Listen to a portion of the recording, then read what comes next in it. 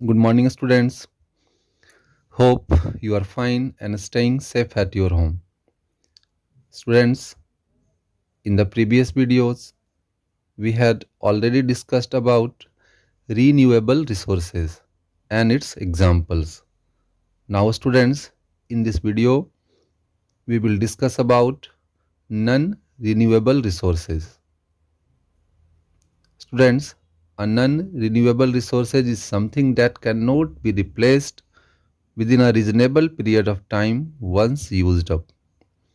ये जो none renewable resource हैं स्टूडेंट्स, एक बार यदि इनका इस्तेमाल कर लिया जाए तो नियर फ्यूचर में ये आसानी से रिप्लेनिश नहीं हो सकते हैं। इनको फिर से बनने में स्टूडेंट्स लाखों करोड़ों वर्ष लग जाते हैं। These are limited and will be exhaust students इनकी संख्या जो है वो सीमित है और अगर हम इनका बेतहाशा यूज करते जाएं तो वो एक दिन समाप्त हो सकते हैं। These resources include coal, petroleum and minerals. One by one, we will discuss all these examples in detail. Now first is coal and petroleum. Students, we get coal and petroleum from under the ground. Coal and petroleum are formed by the remains of plant and animals. Coal and petroleum students कहाँ से प्राप्त किए जाते हैं?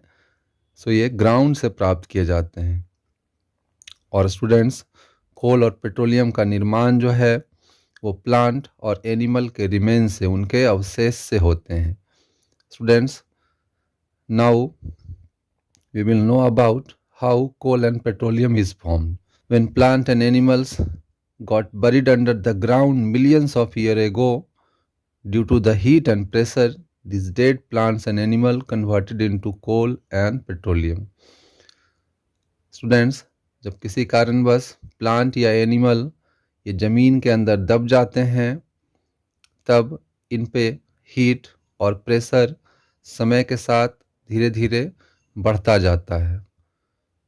Students, इतनी अत्यधिक heat और pressure के कारण ये डेड प्लांट्स और एनिमल्स पेट्रोलियम और कोल में कन्वर्ट हो जाते हैं।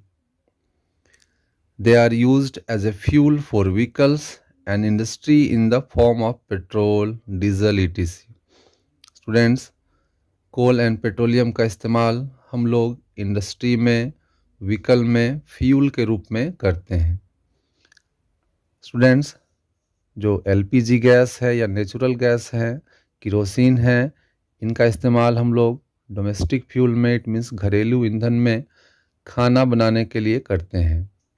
Plastic, paint, fertilizers, petroleum jelly and clothing के लिए स्टूडेंट्स कोल एंड पेट्रोलियम से ही रॉ मटेरियल प्राप्त किए जाते हैं। This fuels take millions of year to be form, but the rate at which they are being used would result in their shortage.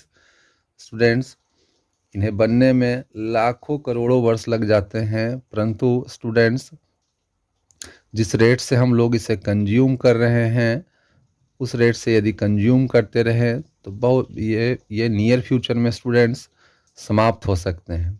And student, the sad part is that we refuse to see how important it is to use the judicially and wisely. और दुख की बात यह है students कि ये हम लोग अभी भी इसे स्वीकार नहीं करते हैं कि ये इतना जल्दी समाप्त हो जाएगा। हम लोग इसे जुडिशियली एंड वाइजली, न्यायसंगत और बुद्धिमानी से इनका उपयोग नहीं कर रहे हैं।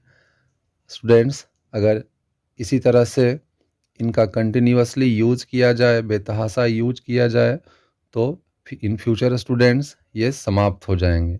इसलिए इनका कंजर्वेशन स्टूडेंट्स बहुत ही ज़रूरी है।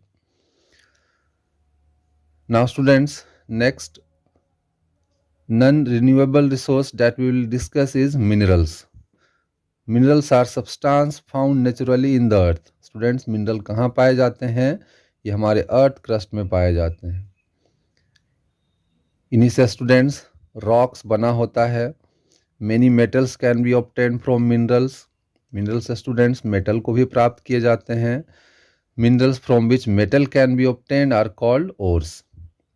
ओर्स स्टूडेंट्स वो चीज़ होते हैं जिनसे हम लोग मेटल को प्राप्त करते हैं। एंड स्टूडेंट्स, ओर्स जो है वो कहाँ से प्राप्त होते हैं? तो ओर्स जो है स्टूडेंट्स वो मिनरल से प्राप्त किए जाते हैं। Mineral are very useful in our daily life. Students, mineral जो है हमारे डेली लाइफ के लिए बहुत ही यूजफुल है। Metals are used for making many useful things like pipes, cylinders, chain, nuts, tools, and railway tracks. Some minerals are also required by our body in small quantities. Students, minerals का इस्तेमाल pipe बनाने में, cylinder, chain, nuts, tools, railway track, ये सब बनाने में होता है स्टूडेंट्स। और कुछ मिनरल्स तो स्टूडेंट्स हमारे बॉडी में भी स्मॉल क्वांटिटीज़ में पाए जाते हैं।